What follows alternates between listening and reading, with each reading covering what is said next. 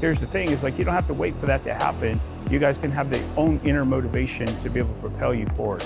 And the thing is it's a slap in the face. If you're not knocking minimum 400 doors, Thomas, this goes for you. By next Monday, do not show up at the meeting. If you show up at the meeting, it's going to be cringeworthy because we're going to kick you out. Do you understand?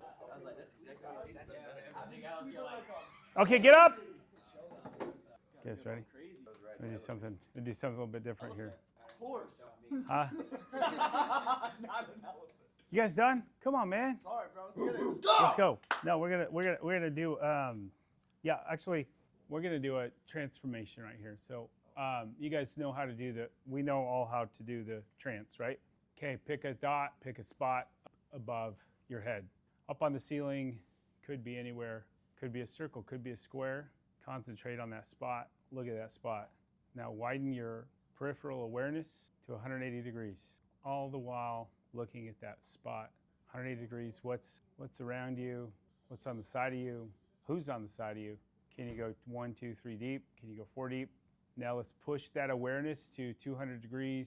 200 degrees, so this is right over your shoulder. It's on the other side of that. You're looking back at someone, you're looking back at a chair. 250 degrees, 250 degrees. Now, all the while you're maintaining on looking at that black dot, that spot, 250 degrees. Let's broaden it to 300 degrees. Now you're 300 degrees.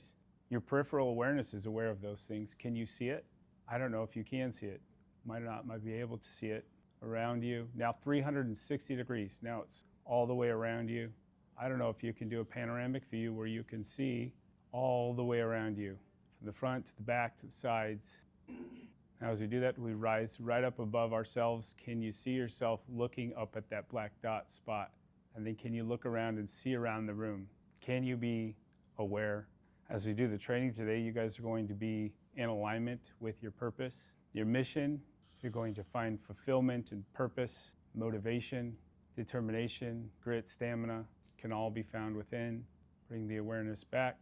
Come from above down right into your body. You might be able to feel your feet touching the floor. You might be able to feel your lungs going in and out. You also might be able to feel your blood circulating throughout your body. And to understand and realize that we have all of the resources we need within. There's no need to ever look outwardly for those resources. Courage, strength, commitment, discipline, all reside within.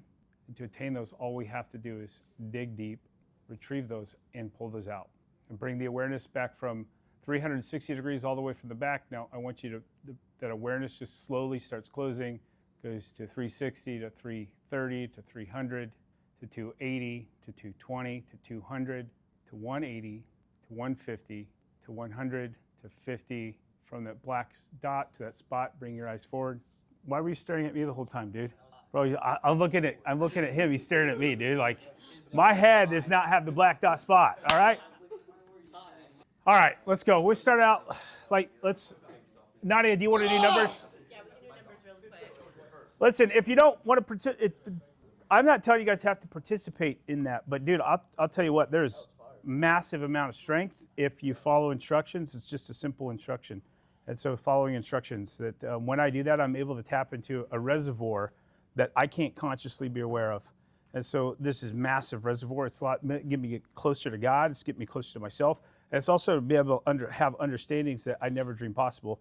If you think of it from this context, if our unconscious is aware of everything happening all at once, all the time, that's in our awareness, just think of like what we're paying attention to, plus or minus 7 things. Like we have an untapped reservoir right back here, right back in here. And if you could tap into that reservoir, just imagine the possibilities. And when I talk about resources, we have all of the resources that you can ever want.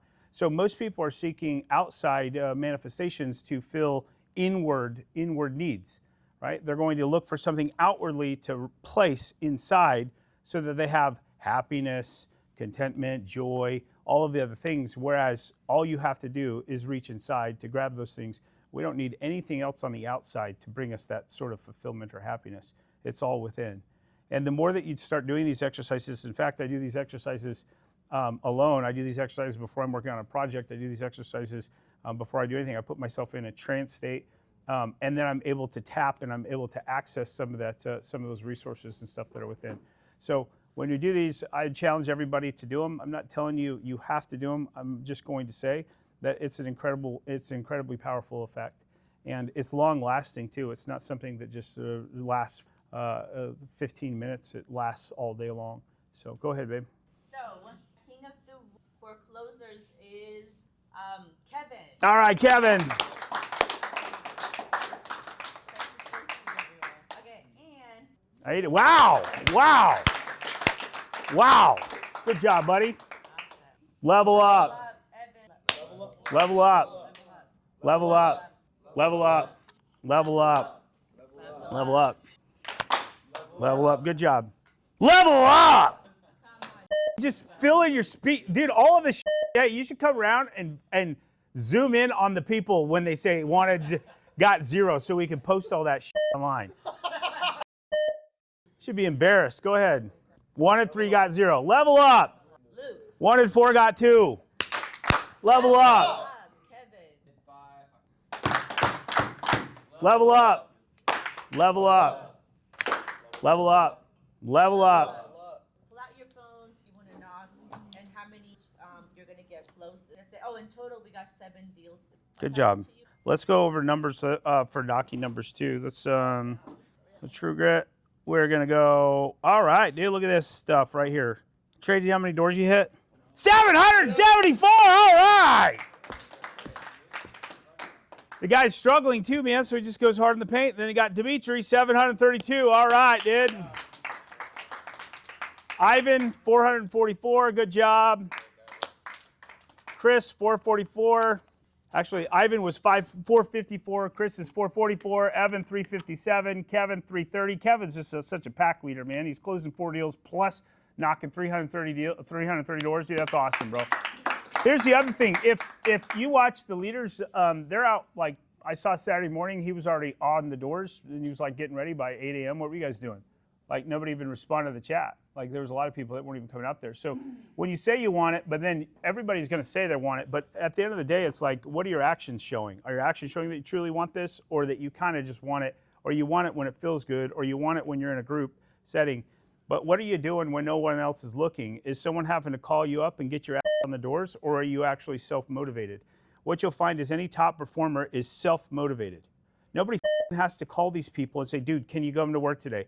Dude, I gotta motivate you to come to work today. Like those types of people are always going to be on the doors without any initiative, without someone else just giving them the initiative. So I just want to kind of point that out. Everything's duplicatable, so just find what a successful person's doing and then duplicate exactly what they're doing. It's that simple. Justin got 270, Josh got 190, I got 96, Rudy got 73. How'd that happen? I don't understand. 73, like I knocked like 3 hours, dude, and I got 96 doors. I'd suggest that if you're not marking your doors, not mark your doors. Hunter, 37, he's got a secondary job. Jeremy, 31, and I don't know if do you not mark your doors? Bro, mark your doors. So it's like the direct correlation, how many you want, how many you get, 1 and 3, how many you get, 0. And then we look at the door count, we're like, oh, that's why they didn't knock any doors. You got 8x, you got 9 doors. Dude, mark the doors. You have a phone now, right? Okay, then Thomas Fontenelli, you got 6 doors, bro. So, and then D'Angelo, 6 doors, dude. Like, I don't have to, I'm not going to go over this with you all the time, like I'm not going to keep going over this with you guys, exactly how you get the equation. You knock the doors, you get the deals, and then you get to come in the meeting and you get to celebrate what you've been able to do. If you don't knock the doors and you're not getting deals, then you don't really want to be here for the most part. And there's a lot of people in here, in particular, that I feel don't really want to be here because when your actions, we look for the actions, and there's no actions there. It's like, dude, you're just coming in here getting world-class training, and you're not doing shit with it. So it pisses me off, dude. It really irritates me. In fact, it's kind of like I take a little bit personal because it's like a slap in the face. When you pour into people, you see their highest potential, and they don't live up to that. It's like a slap in the face, dude. Like all of the people that I've ever met, they want somebody that believes in them and sees the highest potential in themselves. And then if you have somebody like that, don't disappoint people. Show them that you're valuable. Show them your potential. Like most people are yearning for someone to believe in them and see the best version of themselves. And you have to train your mind to see the best version of people. You have to train yourself to be able to see the highest potential in people, especially in this space, because so few people actually make it. And so, like, when I look at these door count, dude, and we come in here, it's like we see some of these door counts are kind of pathetic. Like Rudy, D'Angelo, bro, you guys are just came here. You guys asked to come be part of the team, but you can't do what you're supposed to be doing. Just do it. Do it. One foot in front of the other. Don't make excuses. The excuses. Excuses, dude. Excuses are, if you want excuses, this is why people will be broke. Or if you have some backup plan, you got something to fall back on. Don't have any backup plans. Burn the boats. Be willing to commit and go out there and make some shit happen. Like, dude, you got to make some stuff happen in here, man. It's like, dude, you got to, we're the elite of the elite. We just did the role playing last Wednesday. I was super impressed. I'm like, somehow my training has absolutely made impact. You know, everybody that we got up here was like, dude, you guys were all stellar. It was absolutely, I was like, dude, these guys got to be setting 3 appointments a day, dude, with the skills like this, because they're skills. And so, like, I look at this stuff, and then I see, like, the results from it, and I'm like, well, why aren't we getting results? It has to be one thing. Either you're marking the doors or you're not actually doing the doors, or you're not implementing the training that you're doing in here in a controlled environment. When you go out there on the doors, you're not implementing this stuff. And so it's application, application, application, application. Like, if you just want to do the bare minimum, you better be fucking really good at what you do to be able to get some superior results. But in the beginning, you have to outwork everybody to have these sort of desired results. I really will be able to tell who wants it the most by who works the hardest. Like, you can tell, like, those people, because everybody here, who wants to be a millionaire? But when it comes time to do what millionaires do, you guys are sleeping. Like, you're sleeping. You have a backup plan. You don't want it enough. You have shoulds instead of musts. You have to make the shoulds musts. I must do this. I must do this. I must do this. It has to wake you up out of bed. You have to be motivated to be able to do this, not because someone's on your back, but because you want it for yourself. And the problem is I can't give you that inner desire. Can't give that to you. Like, you have to be able to have that all by yourself. It's the one common ingredient between like savages and losers, is like they have this inner desire. They have this burning desire. They have this like massive amount of passion and enthusiasm to go out and make something of themselves, to prove to the world, to prove to themselves that they are worth it. And so, like, some of you guys, like, just aren't doing it.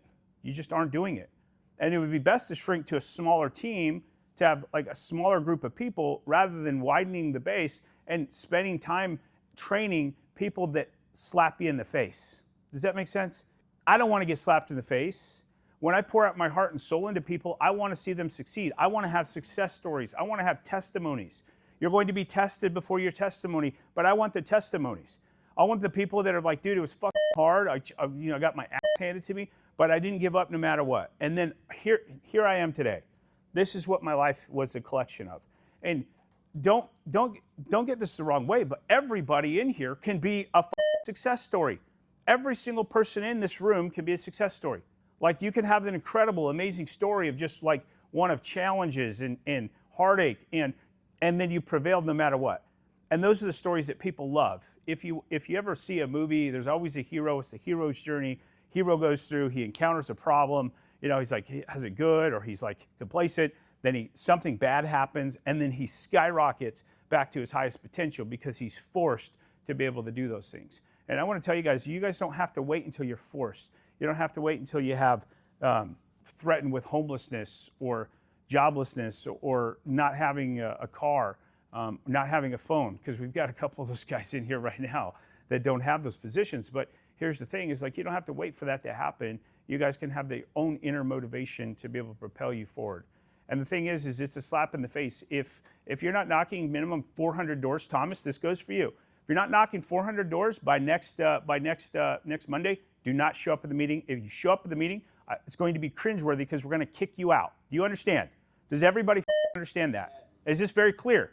Like, Trey is getting his ass kicked all sorts of ways. He knocked 775 doors. Like, I would say this challenge, if anybody has an excuse of not knocking doors, probably be Trey. I'm not going to knock doors. So here's the thing. If you're not knocking 400 doors, don't show up. Don't show up. Do not show up to the meeting. Does everybody understand?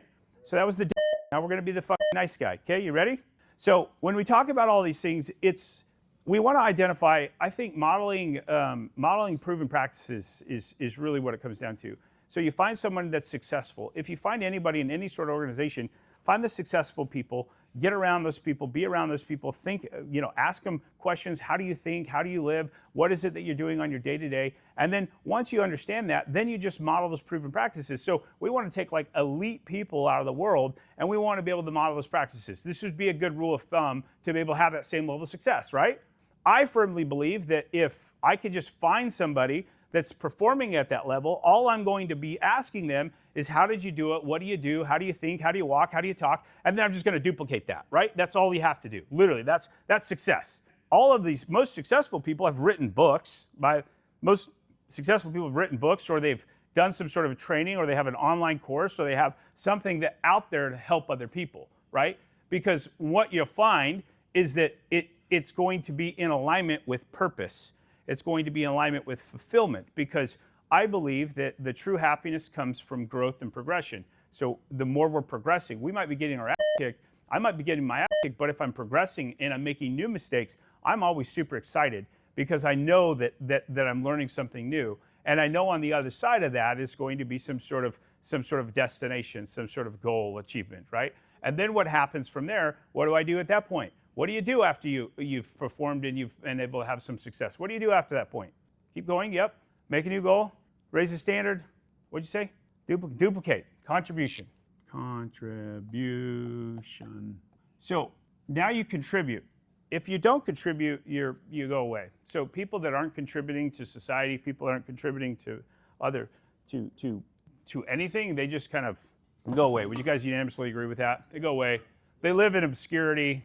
Homeless people typically live in obscurity, right? They're not making impact in anybody's lives. Not saying anything bad about homeless people. They could certainly rise above that. I'm one of those people that rose above that.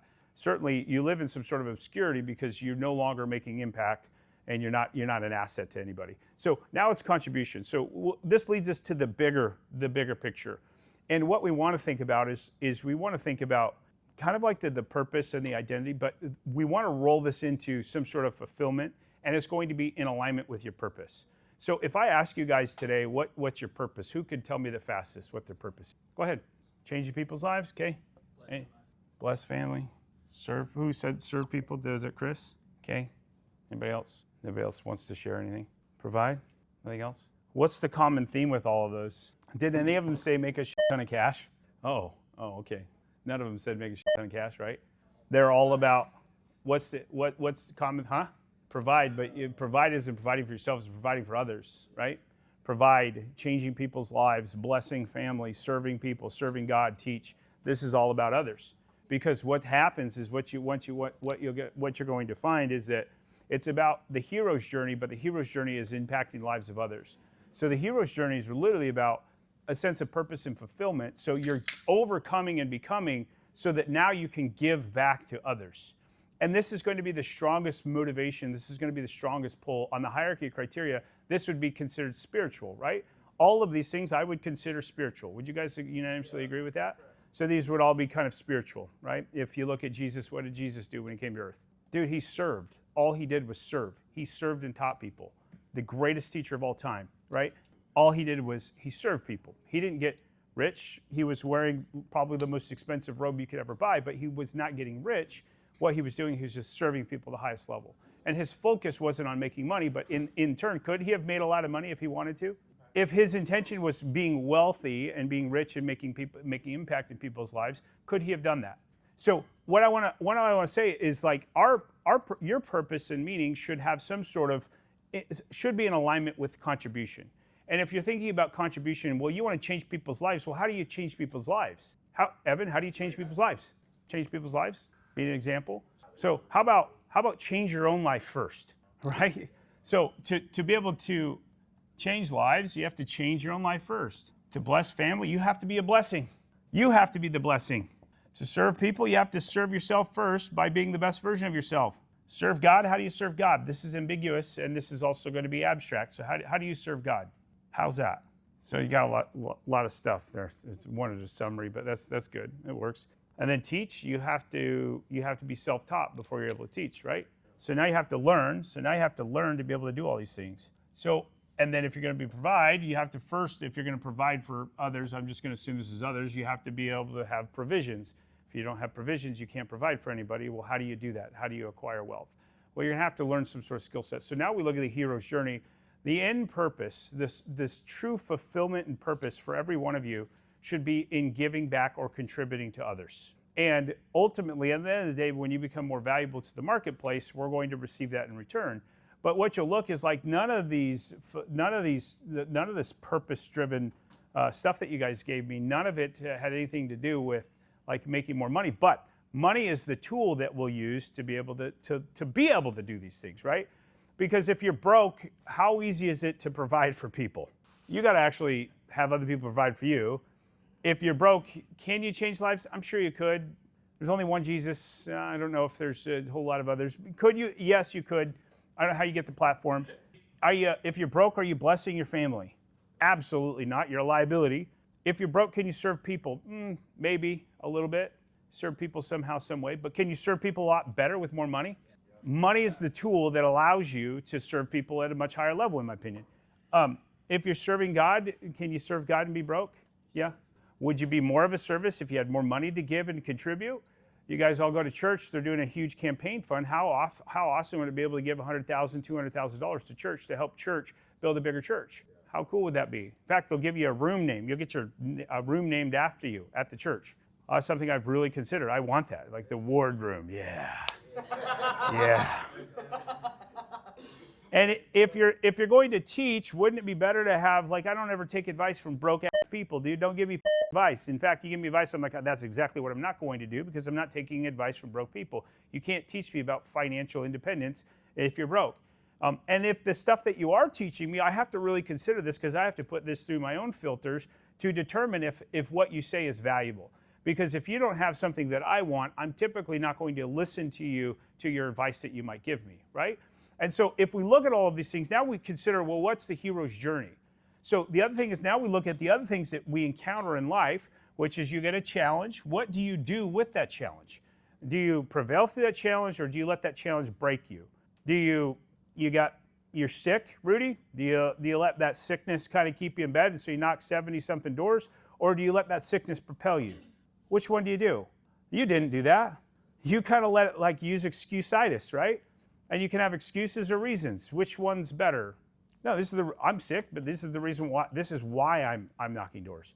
This is why I'm out in the field. This is why I'm doing this. This is why I'm doing this. Now you have reasons that show you reasons why this happened. Hey, I brought this somehow. I wanted to get sick.